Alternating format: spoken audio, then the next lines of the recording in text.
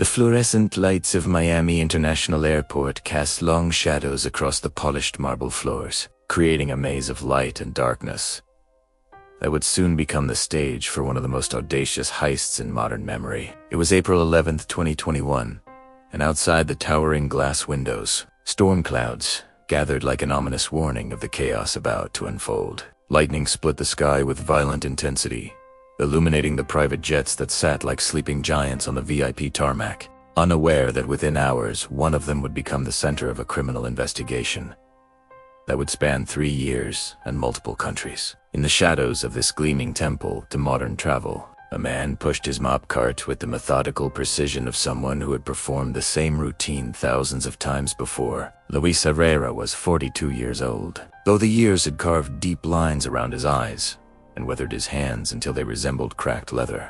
He stood 5 feet 6 inches tall, with the wiry build of a man who had spent his entire life in motion, lifting, carrying, cleaning, surviving. His dark hair was streaked with premature gray, and his brown eyes held the kind of weariness that comes not from a single tragedy, but from the accumulated weight of 1,000 small defeats. To the wealthy passengers who occasionally glimpsed him in the VIP terminal, Luis was essentially invisible. They saw the uniform, the cleaning equipment, the bent posture of a service worker, but they never saw the man. This invisibility had become Luis's greatest asset, though he had yet to realize it. For 3 years, he had moved through the airport's most exclusive spaces like a ghost, privy to conversations that could topple governments and witness to transactions that funded wars. Tonight, that invisibility would make him either very rich or very dead. The storm that lashed Miami that evening was more than mere weather. It was a metaphor for the tempest brewing in Luis's life. A man caught between desperation and opportunity, between the crushing weight of poverty and the tantalizing promise of escape. For months, he had watched millions of dollars change hands in the very room he cleaned each night. Money that belonged to men who would never miss what he needed to transform his family's future. The moral mathematics were simple in Luis's mind. Steal from criminals who destroyed communities, save his children from the same cycle of poverty that had trapped him. But mathematics and morality are different calculations entirely. And as Luis pushed his car through the marble corridors that night, he carried with him not just cleaning supplies, but the weight of a decision that would echo through the lives of everyone he touched. The thunder that rolled across South Florida seemed to announce the arrival of something momentous, something that would prove that even the most invisible among us can reshape the world with a single, perfectly executed act of defiance. Luis Herrera was born in Tegucigalpa, Honduras, in a neighborhood where the houses clung to hillsides like desperate prayers. The year was 1979, and Honduras was a country caught between revolutions, a place where American foreign policy and Central American poverty created a perfect storm of instability. His father, Miguel, worked construction when work was available, which was rarely. His mother, Rosa, cleaned houses for wealthy families in the capital, walking 2 hours each way to jobs that paid enough to buy rice and beans for her 4 children, but never enough for dreams. The Herrera family lived in a 2-room concrete blockhouse with a corrugated tin roof that sang in the rain and baked them alive in the summer heat. Water came from a communal well, electricity was sporadic, and education was a luxury they couldn't afford. Luis learned to read from discarded newspapers and broken textbooks, teaching himself English from American television shows that flickered on their neighbor's secondhand television set. Even as a child, he understood that knowledge was power, and power was the only path out of poverty. When Luis was 14, Hurricane Mitch devastated Honduras, killing thousands and destroying what little infrastructure the country possessed. The storm's surge swept away their house, their possessions, and Miguel's construction job. The family moved into a refugee camp where international aid organizations distributed food and false hope in equal measures. It was there that Luis met Father Antonio Morales, an American missionary who would change the trajectory of his life. Father Morales was a Jesuit priest from Chicago who had dedicated his life to serving the poorest of the poor. He saw something in the quiet teenager who helped translate between Spanish-speaking refugees and English-speaking aid workers. Intelligence, determination, and most importantly, an understanding that survival required adaptation. Father Morales arranged for Luis to attend a seminary school in Guatemala, Not to become a priest, but to receive an education that would prepare him for a life beyond the refugee camps. For 3 years, Luis studied at the seminary, learning mathematics, literature, history, and advanced English. He excelled academically, but struggled with the religious vocation that was expected of him. His faith had been tested by too much poverty, too much suffering, too much evidence that God, if A existed, was either powerless or indifferent to human misery. When he turned 18, Luis made the decision that would define the rest of his life. He would leave the seminary, leave Honduras, and seek his fortune in the United States. The journey north was a nightmare of desert crossings, corrupt border guards, and criminal organizations that preyed on desperate migrants. Luis joined a group of 23 people attempting to cross from Mexico into Texas. Only 7 survived the journey. The others died from dehydration, violence, or simple exhaustion as their bodies gave out in the unforgiving landscape of the Sonoran Desert. Luis survived because he was young, strong, and willing to do whatever was necessary to reach his destination. He carried other people's water when they couldn't continue. He shared his food with children who were dying of hunger. He learned that survival often requires becoming someone you never thought you could be. When Luis finally crossed into the United States, near El Paso, Texas, he carried nothing but the clothes on his back and a phone number for a cousin who lived in Houston. Roberto Herrera had made the same journey 5 years earlier, and had established himself as an auto mechanic specializing in cash transactions and flexible documentation. Roberto provided Luis with his first job, his first apartment, and most importantly, his first lesson in how to become invisible in a country that didn't want to see him. For the next 15 years, Luis moved through the American economy like a shadow. He worked construction in Texas, building houses for families who earned more in a month than he made in a year. He washed dishes in New Orleans restaurants where the food costs more than his weekly salary. He picked vegetables in California fields where the sun beat down like a punishment.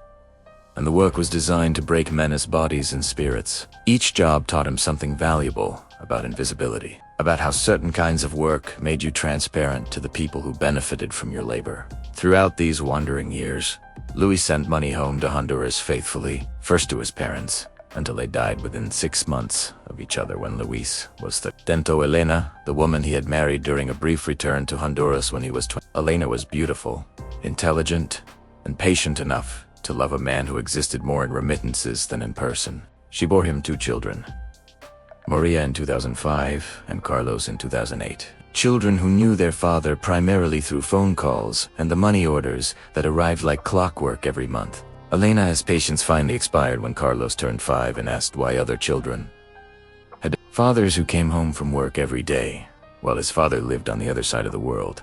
The divorce was conducted by phone and email, a dissolution of a marriage that had existed more in hope than in reality. Elena married Roberto Martinez, a kind man who worked as a mechanic in Tegucigalpa and could provide the daily presence that Luis could never offer. The children kept Luis's name, but called Roberto Papa, arrangement that broke Luis's heart while simultaneously relieving him of guilt he could no longer bear. Even after Elena's remarriage, Luis continued sending money. His children needed school supplies, medical care, clothing, and eventually, the promise of university education that would lift them permanently out of poverty. Maria showed exceptional aptitude for mathematics and dreamed of becoming an engineer. Carlos was a gifted soccer player who might earn a scholarship if he could afford proper coaching and equipment. These dreams required money that Roberto's mechanic salary couldn't provide, keeping Luis tied to his life of exile and invisible labor. The work was taking its toll. By his late 30s, Luis's body showed the accumulated damage of 2 decades of physical labor. His hands were scarred from construction accidents. His back ached constantly from years of lifting and bending, and his knees protested every morning as he climbed out of bed. He had begun to understand that manual labor was a young man's game, and he was no longer young. The realization that his earning potential would decline just as his children's needs increased created a desperation that grew more intense with each passing year. It was this desperation that brought Luis to Miami in 2018. Drawn by a job posting for a custodial position at the international airport, the work promised steady hours, health insurance, and most importantly, the kind of invisibility that had protected him throughout his American odyssey. Airports were perfect environments for invisible workers. The spaces were vast, the schedules were complex, and the focus was always on passengers and security rather than the army of service workers who kept the machinery of modern travel functioning. Miami International Airport was a city unto itself, processing over 50 million passengers annually and serving as a gateway between the United States and Latin America. The facility sprawled across thousands of acres, containing multiple terminals, cargo facilities, maintenance hangars, and specialized areas that most travelers never saw. The VIP terminal where Luis would eventually work was one of these hidden spaces, a parallel universe that existed within the larger airport but remained invisible to commercial passengers. The VIP terminal catered to clients who valued privacy above all else. Corporate executives conducting sensitive business, entertainment celebrities avoiding paparazzi, political figures traveling discreetly, and others whose reasons for avoiding public scrutiny were less benign. These clients paid premium fees for services that included private security, exclusive lounges, customs clearance away from public view, and most importantly, the kind of discretion that allowed them to conduct business without interference or observation. Luis was assigned to the overnight shift, working from 11 p.m. to 7 a.m. when the VIP terminal was at its busiest. This was when the most sensitive flights arrived and departed, when the clients who valued darkness and privacy conducted their most important business. The timing suited Luis perfectly. Overnight work paid a differential that increased his hourly wage, and the hours allowed him to avoid the scrutiny that daytime supervisors might provide. The work itself was straightforward, but physically demanding. Luis was responsible for cleaning 12 VIP lounges, 6 conference rooms, 3 private dining areas, and the corridors that connected these spaces. The clients expected perfection.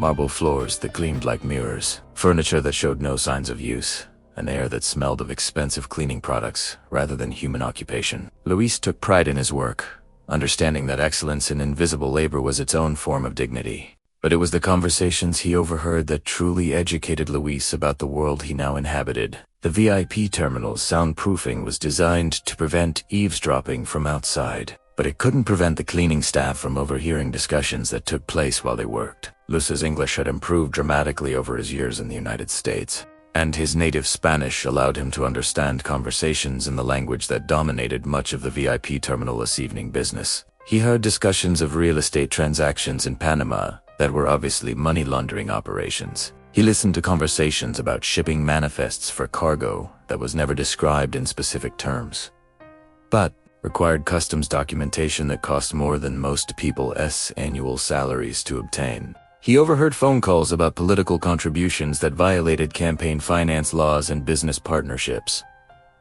between American corporations and organizations that were obviously criminal in nature. Most disturbing were the conversations about violence, discussions of people who had disappeared or needed to disappear, spoken in the casual tone that businessmen used to discuss quarterly earnings. Luis realized he was witnessing the intersection of legitimate business and criminal enterprise, the place where dirty money was transformed into clean investments through a web of legal transactions and corrupt officials. The revelation that truly changed Luis's perspective came 6 months into his employment, when he witnessed his first money exchange. It was a Thursday night in March 2019, and Luis was cleaning VIP Lounge 7 when 3 men in expensive suits arrived carrying briefcases. They were joined by 2 other men who brought canvas bags that looked heavy and awkward to carry. Luis continued his work, invisible as always, while the men conducted their business at the mahogany conference table. When one of the bags fell open accidentally, Luis glimpsed its contents. Stacks of cash bundled with rubber bands, more money than he had ever seen in one place. The men quickly secured the bag and continued their meeting. But Luis had seen enough to understand that he was witnessing a cash transaction that probably violated numerous federal laws. The casual nature of the exchange, the business-like atmosphere, suggested that such transactions were routine rather than exceptional. Over the following months, Luis began to pay closer attention to the patterns of these money exchanges. They occurred every Thursday and Sunday night, always between 11:30 p.m. and 2 a.m., always involving the same basic cast of characters. The men who brought the cash were obviously from criminal organizations, based on their accents, their vocabulary, and their casual references to violence. The men who received the cash were Americans who spoke like law enforcement officers but acted like criminals. Luis eventually understood that he was witnessing a money laundering operation that transformed drug profits into legitimate assets. The cash was dirty money from drug sales, gambling, or other criminal activities. The Americans were corrupt officials or criminal facilitators who could move the money through banking systems, real estate transactions, or business investments that would make it appear legitimate. The VIP terminal provided the perfect venue for these exchanges. Privacy, security, and the kind of discretion that both sides required. The amounts involved were staggering. Luis estimated that he had witnessed the exchange of at least $50 million over the course of a year. The money represented more wealth than entire countries possessed, casually transferred between criminals who treated millions of dollars like pocket change. For a man who sent $800 to his children each month and considered it a significant sacrifice, the scale of wealth was almost incomprehensible. But incomprehensible wealth also represented incomprehensible opportunity. Luis began to understand that his invisibility, which had always been a survival mechanism, could become a weapon. The criminals who conducted their business around him never registered his presence. They spoke freely, handled money carelessly, and assumed that service workers were too stupid, too frightened, or too powerless to pose any threat to their operations. This assumption would prove to be their greatest mistake. The idea of stealing from the money laundering operation first occurred to Luis on a Sunday night in October 2019, almost 18 months after he had started working at the airport. He was cleaning VIP Lounge 7 while a particularly large transaction took place, watching men move duffel bags full of cash with the same casual attention they might give to moving office supplies. One bag sat unattended for nearly 10 minutes, while its owner stepped outside to make a phone call 10 minutes, during which Luis could have taken the bag and walked away with what appeared to be at least $2 million. He didn't take the money that night, but the possibility haunted him for weeks.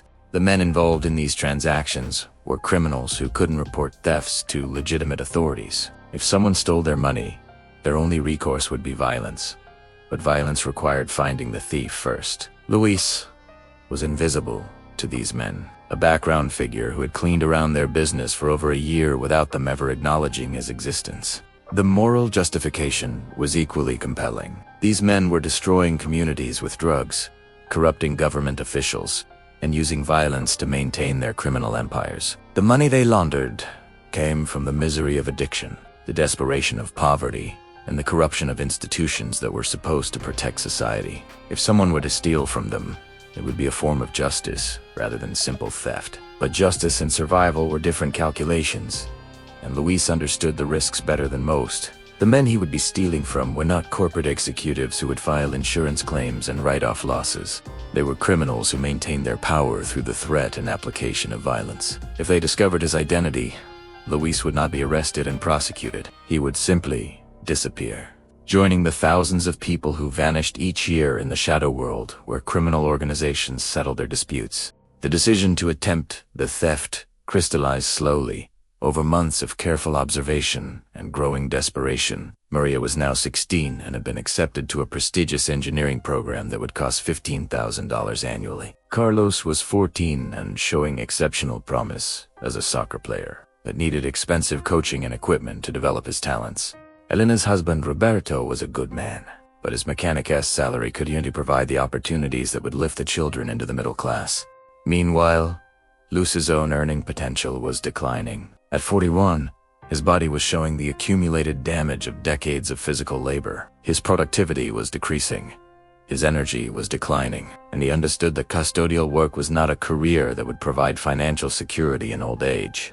The mathematics were brutal. His children's needs were increasing, just as his ability to meet those needs was diminishing. The solution sat on the conference table in VIP Lounge 7 every Thursday and Sunday night. Millions of dollars in cash, belonging to people who had stolen it from society and could not seek legal recourse if it were stolen from them. The perfect crime, if such a thing existed, committed against people who deserved to be victimized. Luis spent 6 months studying the operation before he made his final decision. He learned that the money exchanges followed predictable patterns.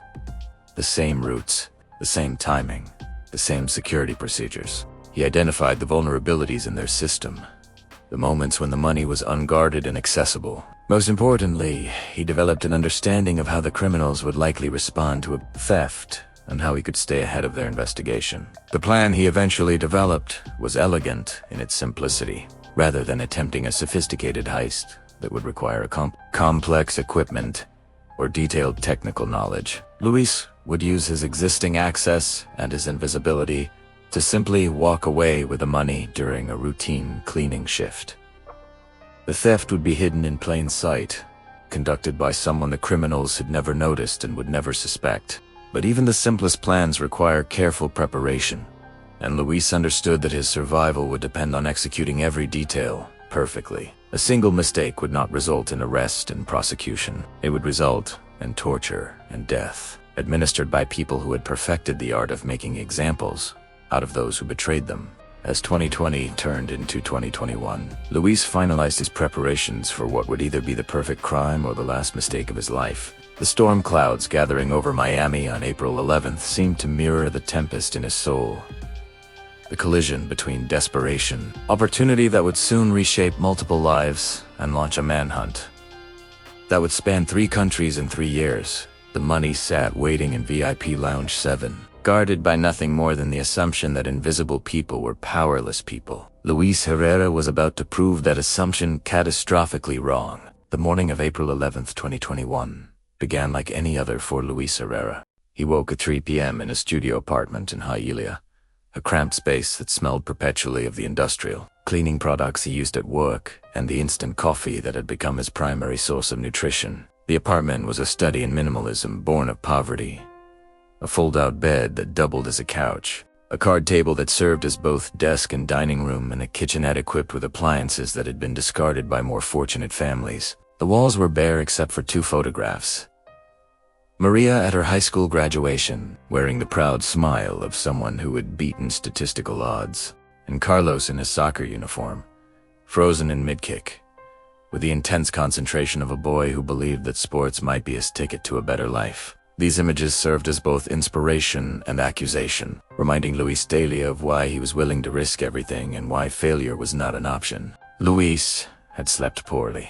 His dreams filled with scenarios where his carefully constructed plan collapsed in spectacular failure. He saw himself caught in the act of theft, beaten to death by cartel enforcers. While security cameras recorded his final moments, he saw his children receiving news of his death, learning that their father had died as a criminal rather than the hero he wanted to be. He saw Elena weeping at a funeral that would never happen because his body would never be found. But he also saw other possibilities. Maria accepting admission to MIT, her engineering degree funded by money stolen from criminals. Carlos playing professional soccer in Europe, his talent developed through coaching that had been purchased with cartel cash. Elena living in a house with running water and reliable electricity, finally free from the grinding poverty that had defined their family for generations. The weather forecast called for severe thunderstorms, beginning around 9 p.m. and continuing through the early morning hours. This was perfect for Luis's purposes. Storm conditions would reduce visibility, interfere with surveillance systems, and provide acoustic cover for his movements. More importantly, severe weather would create the kind of operational distractions that might delay the discovery of his theft until he had escaped the immediate area. Luis spent the afternoon conducting his final preparations with the methodical precision of a man who understood that survival depended on controlling every variable possible. He visited 3 different ATMs, withdrawing small amounts of cash that would total his entire life savings. $847, accumulated over 3 years of sending the majority of his income to Honduras. The money felt pathetic in his hands, barely enough to survive for a week, but it would provide the initial resources necessary for his escape. He drove to a storage unit in Kendall, where he had been accumulating supplies for months. A backpack filled with non-pedisable food, basic medical supplies, changes of clothing in neutral colors, and a battery-powered radio that would allow him to monitor law enforcement communications. The storage unit also contained documents he had purchased from Roberto S. contacts, a Florida driver S. license in the name of Miguel Santos, a social security card with a number that belonged to someone who had died in Guatemala 10 years earlier, and a birth certificate that claimed he had been born in Tampa in 1978. The false documents had cost him $3,000. Money he had saved by eating nothing but rice and beans for 6 months. The investment had seemed enormous at the time, But Luisa now understood that proper documentation was worth any sacrifice. Without legitimate identification, he would be trapped in the invisible economy of day labor and cash transactions, always vulnerable to deportation or exploitation. The most important item in the storage unit was a prepaid cell phone loaded with international calling minutes. Luis had memorized the numbers he would need to contact. His cousin Roberto in Homestead, who would provide temporary shelter and transportation. Father Morales in Guatemala, who might offer sanctuary in a Catholic mission. And most importantly, Elena Nudas, who deserved to hear from him personally. Before news of his crime reached their children, Luisa returned to his apartment as the sun set over Miami, paint in the sky in shades of orange and red that seemed to forecast the violence to come. He ate his usual dinner of instant ramen and canned soup, food that provided calories without pleasure, fuel for a body that had become a machine designed for survival. He tried to read a Spanish-language newspaper, but found himself unable to concentrate on stories about politics and sports that seemed trivial compared to the decision he would make in a few hours. At 8 p.m., Luisi began the ritual that had sustained him through 20 years of invisible labor in America. He knelt beside his bed and prayed to a God he was no longer certain existed, asking for protection, forgiveness, and the strength to do what was necessary. The prayer was conducted in the mixture of Spanish and English that had become his internal language, a linguistic hybrid that reflected his existence between two worlds. The prayer lasted exactly 10 minutes, the same duration as every evening prayer since his childhood in Honduras. Luis had maintained this ritual through construction sites in Texas, restaurant kitchens in New Orleans, and factory floors in Memphis. Tonight, the familiar words carried additional weight, functioning as both supplication and confession for crimes he had not yet committed. At 9 p.m., Luis left his apartment for what he knew might be the last time. He carried only his work uniform, his identification, and his keys. Everything else had been either stored in the Kendall facility or abandoned as unnecessary for his new life as a fugitive. The apartment would remain as he left it, a shrine to the invisible man he had been for 42 years. The drive to Miami International Airport took 35 minutes through streets that were beginning to show signs of the approaching storm. Palm trees swayed in the strengthening wind, and the first drops of rain spattered against his windshield like warnings. Luis listened to Spanish-language radio, focusing on the familiar rhythms of cumbia and bachata, rather than the news reports that might mention whether delays or airport security updates. The employee parking lot was less crowded than usual, due to the storm conditions that had caused many commercial flights to be canceled or delayed. Luis parked his Toyota Corolla in the same space he had used for 3 years, a spot that provided easy access to the employee entrance without being visible from the main security checkpoint. The car would remain there for exactly 12 hours before he abandoned it forever. Luis punched his time card at 10:47 p.m., 3 minutes earlier than his usual arrival time. The difference was insignificant to any observer, but represented a small deviation from his established pattern that made him slightly nervous. Perfection in invisible labor required absolute consistency, and any change in routine created the possibility of attracting unwanted attention. The commercial terminal was chaotic due to weather delays. Stranded passengers filled every available seat, and the normal evening quiet had been replaced by the constant noise of announcements, crying children, and frustrated travelers arguing with airline representatives. The chaos was perfect for Luis's purposes, creating distractions that would draw security attention away from the VIP terminal where his real work would be conducted. Luis spent the first hour of his shift working in the commercial areas, establishing his normal routine for the benefit of security cameras and any supervisors who might be monitoring his activities. He mopped floors that were immediately tracked with rainwater brought in by passengers, emptied trash cans that filled as quickly as he could empty them, and cleaned restrooms that were used by hundreds of stressed travelers. The work felt different tonight, imbued with significance, because Luis knew it was the last honest labor he would ever perform. For 20 years, he had cleaned other people's messes, maintained other people's spaces, and enabled other people's comfort through his invisible efforts. After tonight, he would join the criminal class, living outside the law and dependent on violence rather than labor for his survival. At 11:30 p.m., Luis moved to the VIP terminal to begin the portion of his shift that would transform him from invisible worker to international fugitive. The transition felt momentous, like crossing a border between his old life and whatever came next. Behind him lay for Decades of poverty, struggle, and honorable labor. Ahead lay wealth, danger, and the possibility of either salvation or destruction. The VIP terminal was operating normally, despite the storm conditions outside. Private jets continued to arrive and depart, their wealthy passengers insulated from the weather delays that affected commercial aviation. The clients who used these facilities paid premium prices for reliability, and the staff prided themselves on maintaining operations regardless of external conditions.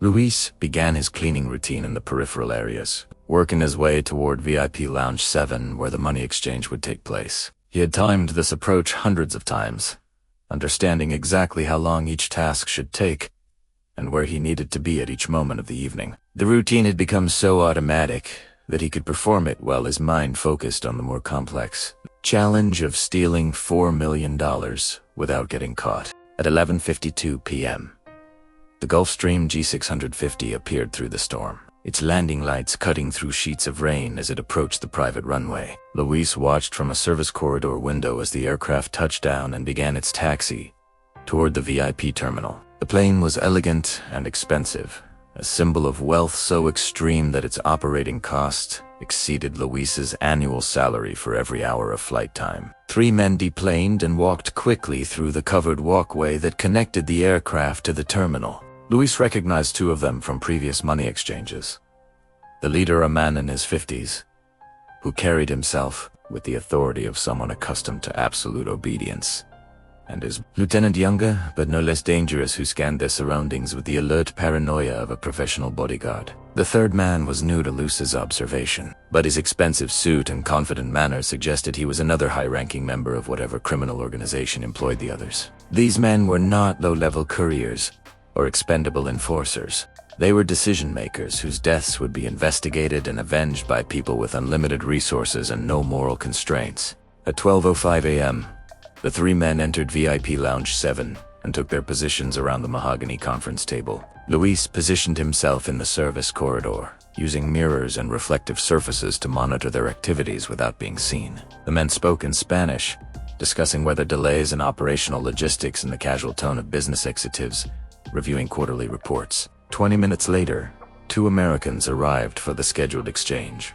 Luis had observed these men during previous transactions, noting their law enforcement bearing and their careful attention to security procedures. They were obviously former police officers or federal agents who had transitioned into criminal enterprises, using their training and connections to facilitate money laundering operations. The Americans carried briefcases containing documentation that would legitimize the movement of cash through banking systems, customs forms, shipping, manifests, business licenses, and other paperwork that transformed criminal proceeds into apparently legitimate assets. The documents were perfect forgeries created by specialists who understood exactly what evidence would satisfy regulatory scrutiny. Luis watched through peripheral vision as the Americans examined 4 large duffel bags that sat on the conference table. Each bag was partially open, revealing stacks of currency bundled with rubber bands. The money was organized by denomination.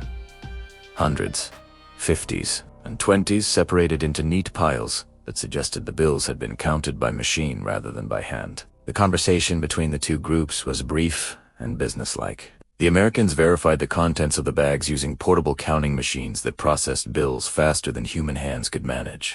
The Mexicans reviewed documents that would allow the money to be deposited in offshore accounts, invested in real estate, or used to purchase legitimate businesses that would continue laundering future profits. Luis estimated he was observing the exchange of at least $8 million, more money than he could earn in 60 years of airport custodial work. The casual manner in which the men handled this wealth demonstrated how routine such transactions had become, how easily criminal organizations moved assets that represented life-changing sums to ordinary people. At 12:47 a.m., the exchange was completed. The Americans departed with 2 of the 4 duffel bags, leaving through a service exit that avoided the main VIP terminal areas. Their departure was coordinated with airport security to ensure they encountered no obstacles or unwanted observations during their movements. The remaining 2 bags stayed with the Mexican delegation, who would presumably transport them to whatever destination required cash rather than electronic transfers. Luis had witnessed similar exchanges dozens of times over the past 2 years,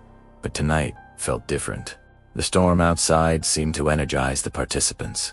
who spoke more freely and moved more casually than usual. Their confidence would prove to be a critical advantage for Lucy's plan, as overconfident criminals made mistakes that careful ones avoided. The Mexican men settled in for what appeared to be an extended wait. Their departure flight was scheduled for 2:30 a.m., giving them nearly 2 hours to conduct additional business or simply wait for the storm to pass. They ordered food from the VIP terminal's private kitchen and opened a bottle of expensive tequila, transforming the business meeting into a social occasion. This extended stay created both opportunity and risk for Luce's plan. The longer the men remained in the lounge, the more chances he would have to access the remaining money. But their extended presence also increased the likelihood that they would notice the theft before he could complete his escape. The timing would need to be perfect, requiring Luis to execute his plan during the brief window. When the men were distracted but not yet ready to depart, Luis continued his cleaning routine, working his way through the other VIP lounges while keeping the target room under surveillance. He maintained his normal pace and procedures, understanding that any deviation from established patterns might attract attention from security guards or electronic monitoring systems. The cameras that tracked his movements had recorded thousands of hours of identical behavior, creating a baseline of normalcy that would make Tanaya's theft invisible. Until it was too late to prevent. At 1:15 a.m., Luis made his first critical decision. Instead of finishing his work in the peripheral areas and moving toward VIP Lounge 7, he would reverse his normal route and approach the target room from an unexpected direction. The change was subtle enough to avoid triggering automated security alerts, but significant enough to provide tactical advantages during the theft itself. The storm outside was reaching its peak intensity. Thunder rolled across the airport in waves, shaking the terminal's windows and creating enough noise to mask conversations and movements. Lightning strikes interfered with some electronic systems, causing brief disruptions in surveillance equipment that would provide additional cover for Luce's activities. The weather had become an ally in his desperate gamble against impossible odds. As Luis pushed his cart toward the confrontation that would define the rest of his life, he carried with him the accumulated wisdom of 2 decades spent invisible in America. He understood how institutions functioned, how security systems operated, and most importantly, how people's expectations could be manipulated to create opportunities that existed only for those invisible enough to exploit them.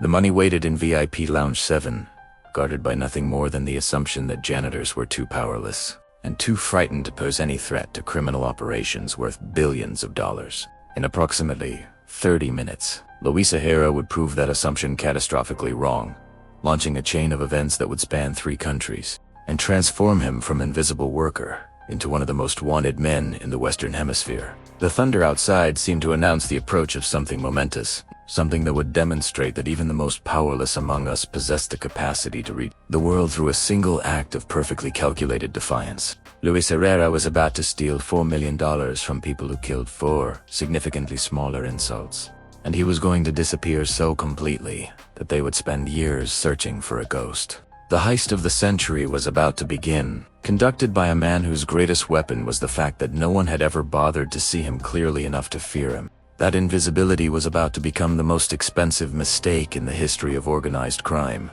At 1:18 a.m., Luis began the approach that would either make him rich beyond imagination or dead before sunrise. The storm outside gathered strength as if nature itself was preparing to witness something extraordinary. Something that would prove that desperation and intelligence could overcome any odds when combined with perfect timing and absolute commitment.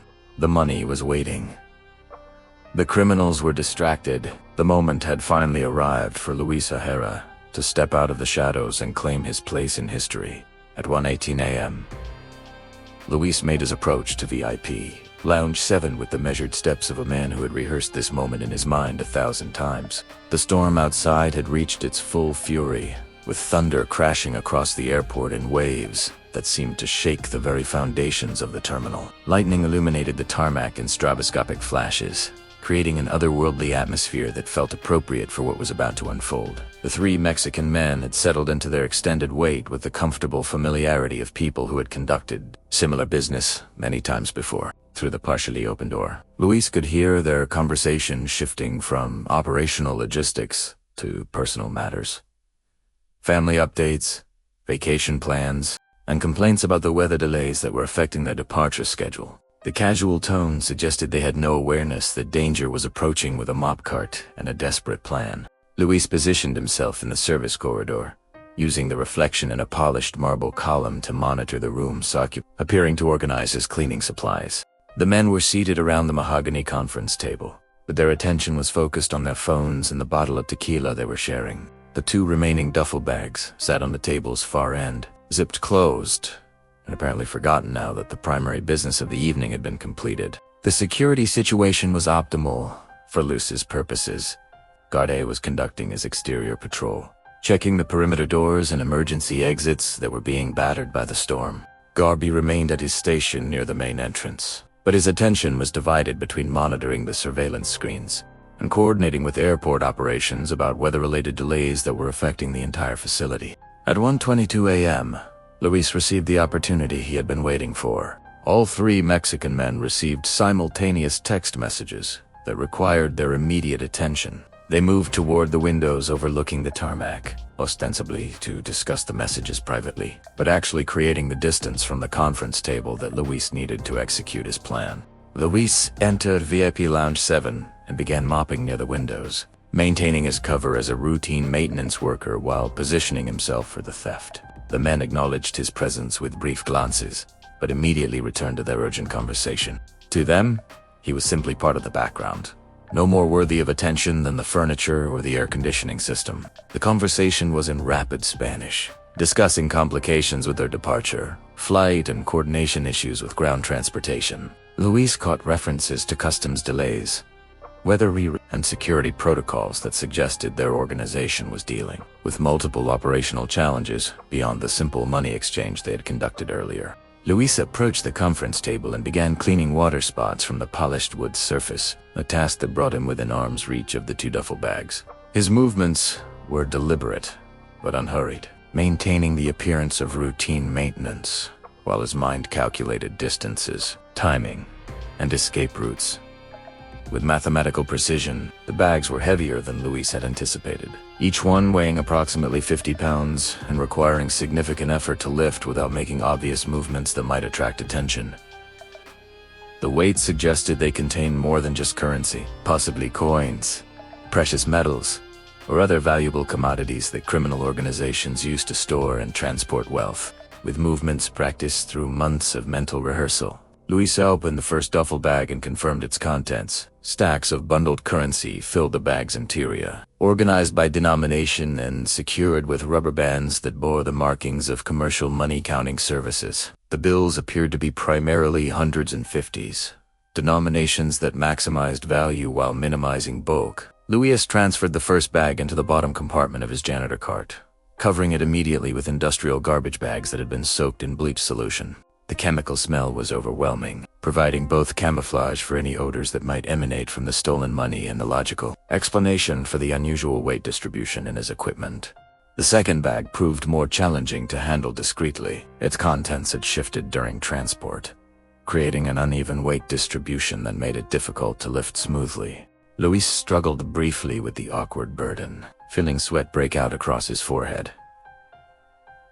Despite the air conditioning that maintained the lounge's comfortable temperature, the Mexican men were still at the windows, their conversation growing more animated as they dealt with whatever crises had captured their attention. One man was speaking rapidly into his cell phone, providing updates to someone in another location about delays and complications that were apparently affecting multiple aspects of their operation. Luis managed to secure the second bag in his cart and arrange the camouflage materials to hide its presence.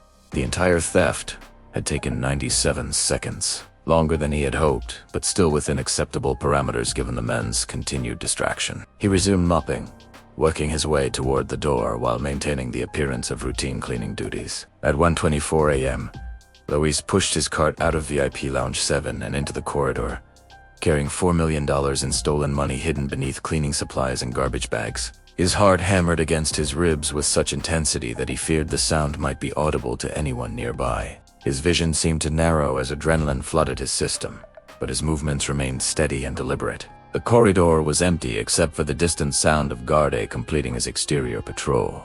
The storm outside continued to provide acoustic cover, masking any sounds that Luis's equipment might make as he transported his stolen cargo toward the service elevator that would carry him away from the scene of the crime. Luis maintained his normal pace, stopping occasionally to empty small trash cans along the route. Anyone observing his movements would see a conscientious employee completing his assigned duties, unaware that they were witnessing one of the most audacious thefts in modern history being conducted in plain sight. The service elevator was located in a corridor that wasn't monitored by passenger security cameras, a blind spot in the surveillance system that Luis had identified during his months of preparation. He pressed the call button and waited, listening to the storm outside and the distant sounds of the busy terminal where thousands of stranded passengers were dealing with flight delays and cancellations. The elevator arrived empty, as Luis had expected during the overnight shift when most airport employees were working in other areas of the facility. He pressed the button for the maintenance level and watched the doors close, sealing him into a small metal box with $4 million in stolen cartel money. For the first time since entering VIP Lounge 7, Luis was completely alone with the fruits of his crime. The elevator descended slowly, giving him 30 seconds to control his breathing and prepare mentally for the next phase of his escape. The stolen money felt like a physical weight in his cart, but also like a liberation from decades of poverty and powerlessness. The elevator doors opened onto the maintenance level, revealing a maze of pipes, electrical panels, and mechanical equipment that formed the hidden infrastructure of the airport. This underground world was poorly lit and rarely visited except by specialized technicians, making it the perfect route for someone who needed to move stolen goods without observation. Luis pushed his car through corridors he had memorized during 3 years of employment, past water treatment facilities and electrical distribution centers, toward the utility tunnel that connected different sections of the airport.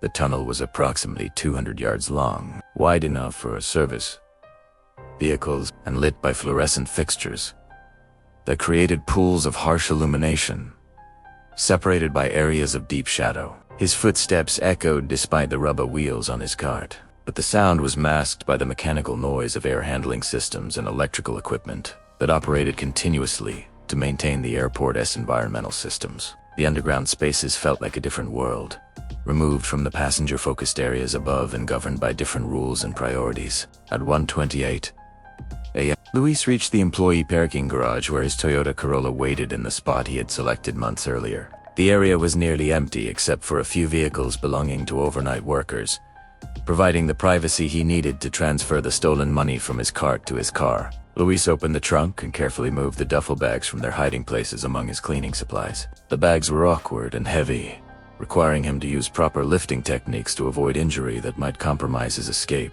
He covered them with a tarp and some emergency automotive supplies that would provide innocent explanations if anyone happened to glance into the trunk. The transfer took less than 2 minutes, but felt like an eternity as Luis expected security guards or cartel enforcers to appear at any moment. The parking garage was silent, except for the sound of rain drumming against the concrete structure and the distant rumble of thunder that continued to roll across South Florida.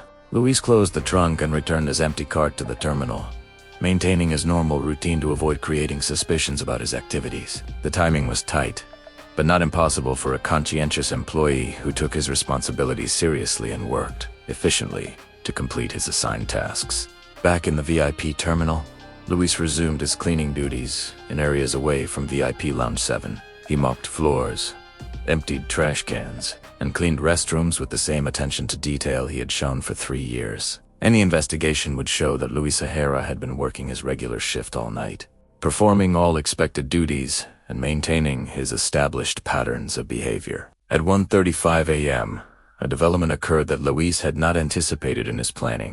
One of the Mexican men left VIP Lounge 7 and began walking through the terminal, apparently looking for something or someone. Luis observed the man's movements through peripheral vision, noting the purposeful stride and alert manner that suggested he was conducting a security check rather than simply stretching his legs. The man approached guard B at the main entrance and began asking questions in English that was heavily accented but perfectly comprehensible. He wanted to know about the cleaning schedule, the identity of maintenance workers, and the protocols for accessing secure areas during overnight shifts. The questions were casual but pointed, suggesting that someone in the Mexican delegation was beginning to develop suspicions about the evening's events. Luis continued his work while monitoring the conversation, understanding that his window of opportunity was closing faster than he had anticipated. The Mexican men were obviously more security conscious than their casual behavior had suggested, and they were beginning to implement procedures designed to identify potential threats to their operation.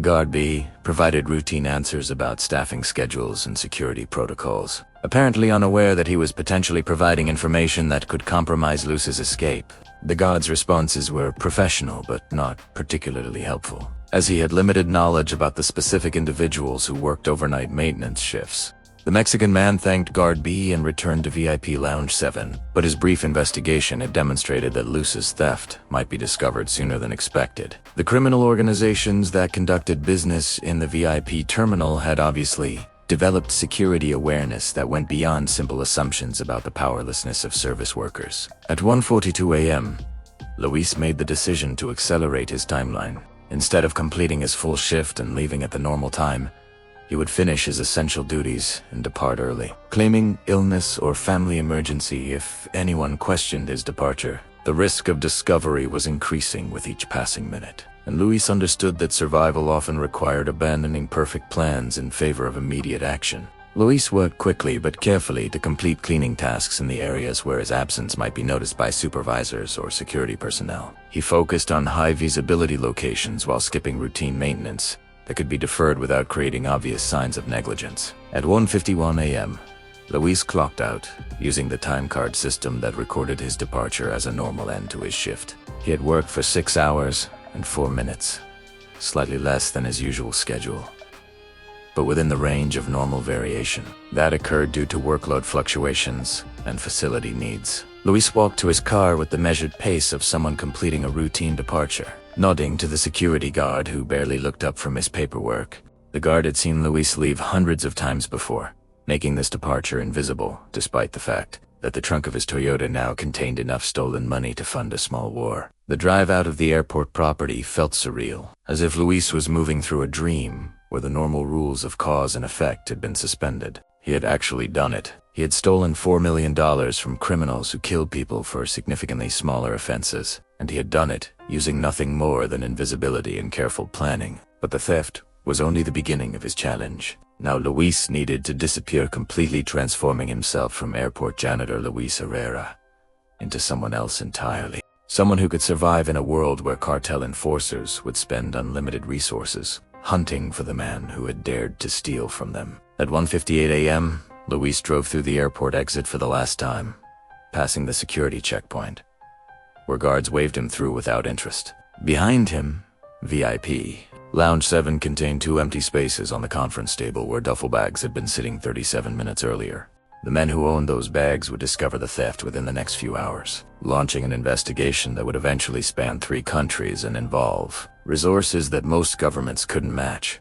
But for now, Luis Herrera was simply another invisible worker driving home through the Miami rain, carrying in his trunk the foundation of either a new life or a death sentence that would be executed by the most dangerous criminals. In the Western Hemisphere, the next few hours would determine which possibility became reality. The storm was beginning to move out to sea, taking with it the cover that had protected Luis's theft. Soon the skies would clear, surveillance systems would return to full effectiveness, and the hunt would begin for a man who had committed the perfect crime against people who never forgave and never forgot. Luis drove south through the empty streets of Miami, $4 million richer and perhaps only hours away from becoming the most wanted man in the criminal underworld. The real test of his plan was about to begin. Luis drove south on Interstate 95 through the pre-dawn darkness, his hands gripping the steering wheel with white-knuckled intensity.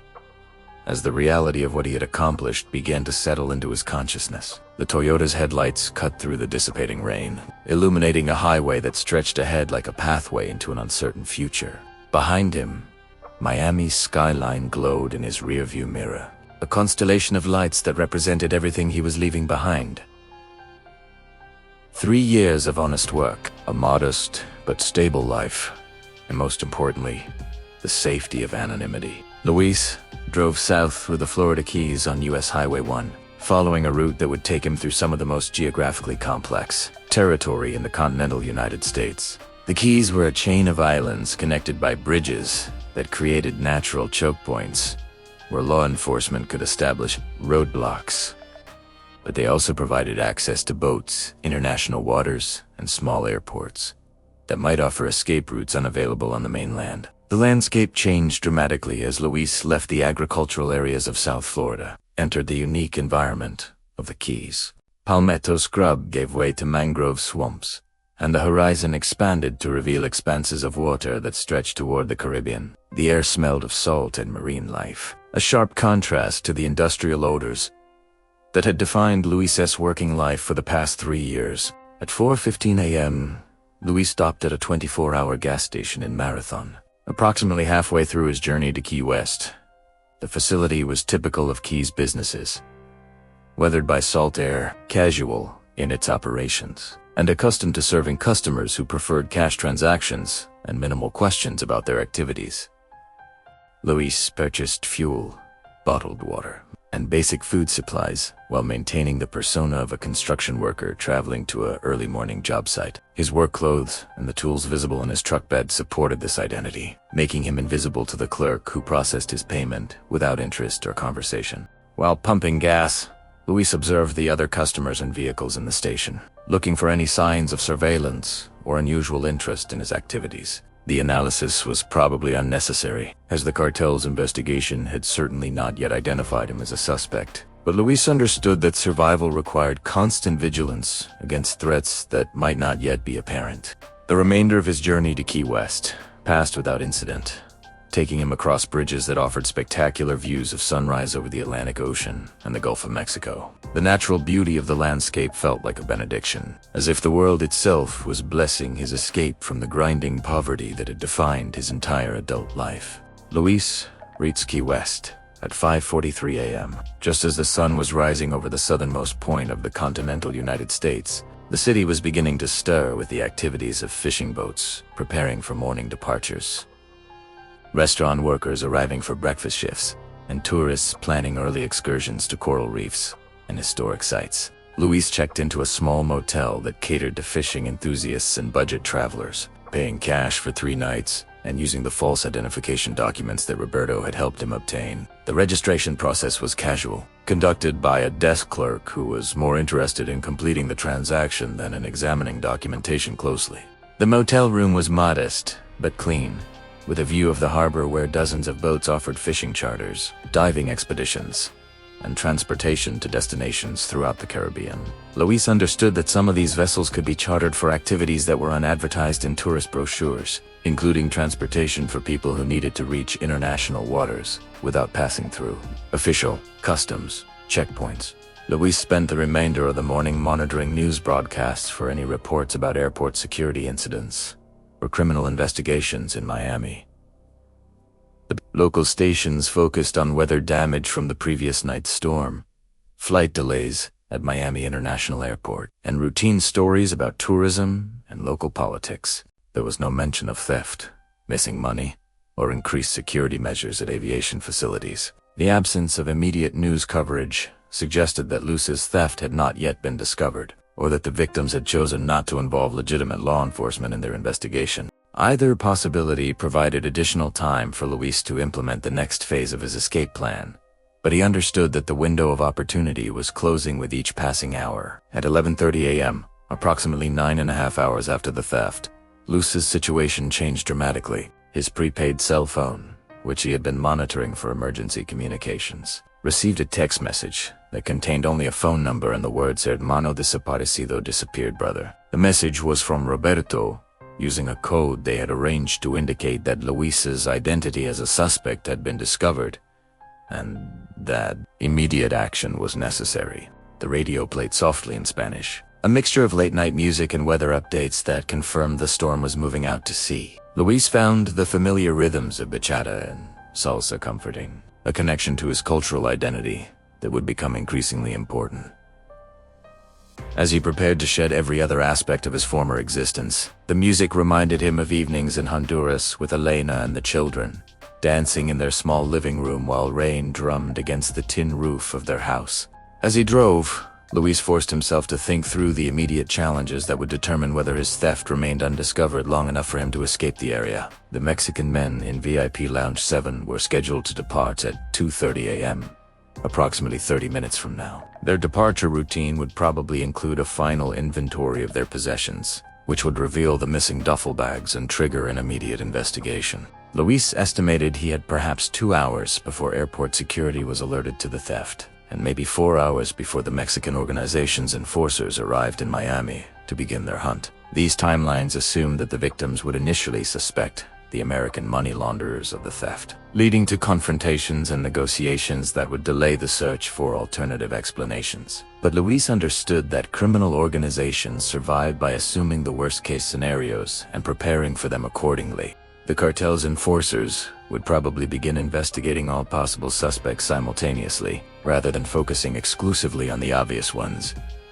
This meant that Luis's identity as a potential thief might be discovered within hours rather than days. The exit for Homestead appeared through the darkness, marked by signs that promised agricultural communities and rural landscapes that felt like a different world from the urban complexity of Miami. Luis had driven this route twice during his preparation phase, timing the journey and identifying alternative paths in case the primary route became compromised by law enforcement, roadblocks, or surveillance. Roberto's auto repair shop was located in an industrial area that served the agricultural workers and service employees, who formed the economic backbone of South Florida. The neighborhood was a mixture of small businesses, residential trailers, and warehouse facilities that operated primarily on cash transactions and flexible documentation. It was exactly the kind of place where someone could disappear temporarily while arranging more permanent solutions to identity problems. Luis parked behind the repair shop at 2:24 a.m., 6 minutes ahead of his estimated arrival time. The facility was dark, except for a security light that illuminated the parking area, casting long shadows between the disabled vehicles that Roberto stored for parts and future restoration. The scene felt abandoned and vaguely threatening, like a graveyard for mechanical dreams that had run out of money or time. Roberto had left the key exactly where he had promised, hidden beneath a magnetic holder attached to the underside of a workbench near the building's rear entrance. Along with the key, Luis found a handwritten note in Spanish. "Primo, the truck is ready. Papers are clean. Phone number is in the glove box. Vaya con Dios. Go with God."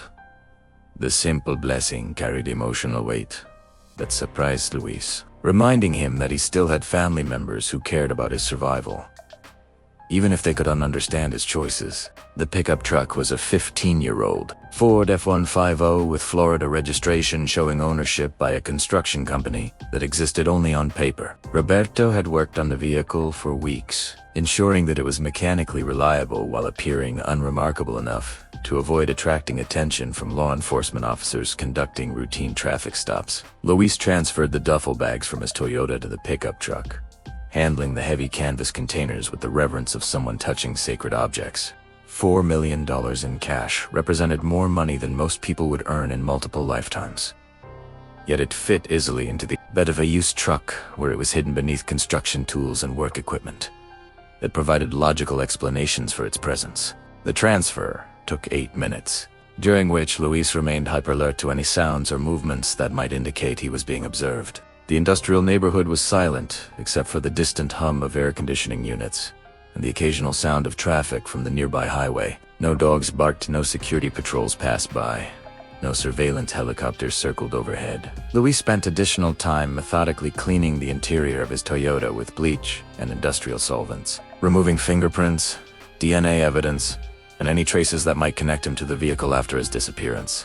The process was thorough but time-consuming, requiring him to wipe down every surface that he might have touched during 3 years of ownership. At 2:47 a.m., Luis drove the Toyota to a shopping center parking lot 3 miles from Roberto's shop. He left the keys in the ignition and the doors unlocked, knowing that the vehicle would be stolen or towed within hours. The theft would provide investigators with false leads that would waste time and resources, while eliminating any connection between the airport crime and his current location. Luis walked back to Roberto's shop through residential neighborhoods, where modest houses sheltered families whose dreams were probably similar to his own. Decent work, educational opportunities for their children, and the possibility of prosperity that seemed always just beyond reach. The contrast between his situation and theirs felt surreal. In the space of a few hours, he had transformed from struggling worker to millionaire fugitive. Yet he was walking through the same streets where he had walked as a poor man just hours earlier. The pickup truck started immediately, its engine running with the smooth reliability that Roberto's mechanical skills had provided. Luis adjusted the mirrors and seat position, familiarizing himself with the vehicle that would carry him away from South Florida, and toward whatever future awaited beyond the reach of cartel enforcers and federal investigators. As Luis prepared to leave Homestead, he allowed himself a moment to consider the magnitude of what he had accomplished. He had identified a vulnerability in a criminal operation worth billions of dollars, developed a plan that exploited that vulnerability, and executed the theft with precision that had made him invisible to both electronic surveillance and human observation. The achievement was remarkable not only for its audacity, but for its demonstration that careful intelligence could overcome seemingly impossible odds. But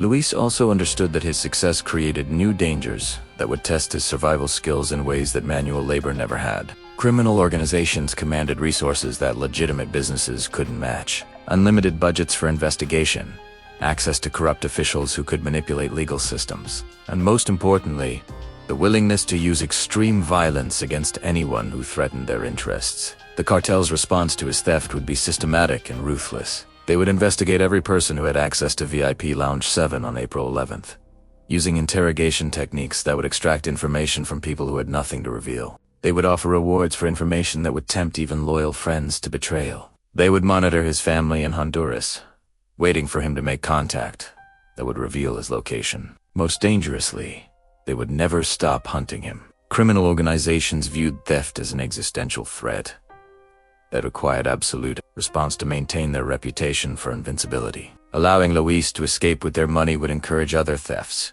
potentially costing them hundreds of millions in additional losses. From their perspective, finding and killing Luis Herrera was not merely revenge, but a business necessity that justified unlimited expenditure. Luis destroyed the cell phone immediately, smashing it with a hammer from his construction tools and disposing of the pieces in multiple garbage containers throughout Key West. The communication had served its purpose, confirming that his former life as Luis Herrera was finished forever, and that survival now required the complete transformation he had been preparing for months. The cartel's investigation had progressed faster than Luis had anticipated, probably because their security protocols were more sophisticated than he had realized. Someone in their organization had identified airport custodial staff as potential suspects and had begun conducting interviews using techniques that legitimate law enforcement could unemploy. Luis understood that Roberto was probably dead or soon would be killed by enforcers who had traced the pickup truck registration to his auto repair business. The knowledge filled Luis with grief and guilt, but also with determination to ensure that his cousin's sacrifice had meaning. Roberto had died to give Luis the warning that might save his life. Luis could honor that gift only by using it effectively. The afternoon sun beat down on Key West with tropical intensity as Luis prepared to shed his identity completely and become someone else entirely. Miguel Santos, the name on his false identification documents, would rent a boat and disappear into the vast expanse of international waters that surrounded the Florida Keys. From there, he could reach the Bahamas, Cuba, or any number of Caribbean islands where American law enforcement had limited authority and cartel enforcers would have difficulty operating. But first, Luis had one final task to complete. He opened one of the duffel bags and removed approximately $50,000 in mixed bills. Money he would need to purchase transportation and establish himself in whatever country became his permanent refuge. The remaining money he packed carefully in waterproof containers that would survive immersion in salt water. If his escape required abandoning the boat and swimming to shore. As Luis prepared for the most dangerous phase of his escape, he reflected on the journey that had brought him to this moment. 42 years of invisible labor, 20 years of separation from his children, 3 years of planning and preparation, and 4 hours of perfect execution had transformed him from powerless janitor to international fugitive with enough money to live comfortably for the rest of his life. The price of his success was everything he had been before. His name, his identity, his connection to family and friends, and his ability to live anywhere that extradition treaties might deliver him to cartel justice. Luis Herrera was dead, killed by his own ambition and desperation. Miguel Santos would be born in the next few hours, somewhere between the Florida Keys and whatever foreign shore offered sanctuary, to a man who had committed the perfect crime against imperfect criminals. The hunt for Luis Herrera was about to begin in earnest, conducted by people who had unlimited resources and no moral constraints. But Luis Herrera no longer existed, and the man who had taken his place understood that survival required not just money and false documents, but the complete abandonment of everything that had defined his previous existence. The sun was setting over Key West as Luis prepared for his final transformation, carrying $4 million toward a future that would be purchased with the death of everything he had been before. The boat creaked as it cut across black water, carrying Luis Herrera now, Miguel Santos into the open Caribbean night. Key West disappeared behind him in a haze of storm clouds and sodium lights, swallowed by distance and rain. Ahead stretched only water, the kind that could erase a man as easily as a bullet. Luis tightened his grip on the wheel, every wave a reminder that survival was never guaranteed. He wasn't escaping poverty anymore. He was escaping death. Discovery in Miami. At 2:36 a.m., the Mexicans in VIP Lounge 7 prepared to leave. Their lieutenant unzipped the first duffel. Empty. Then the second. Empty. For a moment, silence, confusion mistaken for accident. Then rage. Phones lit up. By 3 a.m., American facilitators were being dragged into SE. By sunrise, they were bound in a warehouse, accused of stealing what no one dared lose. Miami police heard nothing. Federal agencies received whispers, but the cartel controlled the narrative. There would be no reports, no paperwork, only vengeance. The hunt by dawn. Every janitor, cook, and guard from the night shift was flagged. Luis's time card showed nothing unusual, but his cousin Roberto's name surfaced on a paper trail tied to a pickup truck. That was enough. 2 nights later, Roberto was gone. The shop stood open, tools scattered, a cigarette still burning. Neighbors spoke of black SUVs.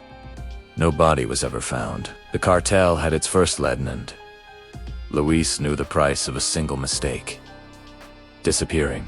Luis was already gone. By dawn, he was in Nassau, Bahamas, paying a fishing captain in unmarked bills. He checked into a guest house under the name Miguel Santos, lived like a drifter, and hid his money beneath floorboards. He ate simply, spoke rarely, and never saw the same face twice. But shadows hunt fast. Within 2 weeks, enforcers were in Nassau, showing grainy airport ID photos, asking dock workers if they'd seen him. The answer was always no. Perhaps because no one had, perhaps because Luis had perfected invisibility. South America from Nassau, he moved again to Suriname, a place where corruption was cheap and cash was king. His name changed. Now Carlos Dominguez. His story, exporter of spare parts. He lived above a mechanic's shop, investing crumbs of his fortune in small businesses that asked no questions. For the first time in his life, he had freedom. He phoned Elena once to say he was alive. He never called again. Protecting her meant disappearing from her world to the cartel's reach, but the cartel never forgot. They trailed his children in Honduras, followed Maria from school to home, watched Carlos on the soccer field. They visited old co-workers in Miami. Some vanished after questioning. Others reappeared broken. Every whisper of Lucy's name was punished. To them, reputation was survival. Allowing him to live freely would invite rebellion. Interpol caught fragments of the Carnage disappearances, financial anomalies, mysterious killings, but with no formal complaint, there was no case. To the law, nothing had happened. To the Cartel, everything had. The myth months turned to years. Stories spread like fog. A priest in Guatemala swore Luis had lit candles for his dead parents, leaving a $1,000 donation. A banker in Spain whispered about a quiet man who bought property on the Costa del Sol with suitcases of cash. A taxi driver claimed he ferried a stranger who tipped him $500 and left behind a notebook with one word written again and again: Maria. None of it was proven. All of it fed the legend. Ending, what is certain is this: the $4 million was never recovered. No one in the cartel claimed victory. No government produced a body. Maria became an engineer. Carlos played semi-professional soccer. Somehow, quietly, their educations were paid for. Their lives shielded from poverty in Luis Herrera. Maybe he died at sea, claimed by the same waters that carried him out of Miami. Maybe he sits today in a South American cafe, sipping coffee under another name, his eyes always on the door. The truth may never be known. What matters is the legend. The janitor who stole $4 million from a cartel vanished without a trace, and humiliated men who killed for far less. Luis Herrera, invisible in life, became untouchable in myth. In the end, invisibility wasn't just his weapon, it was his immortality.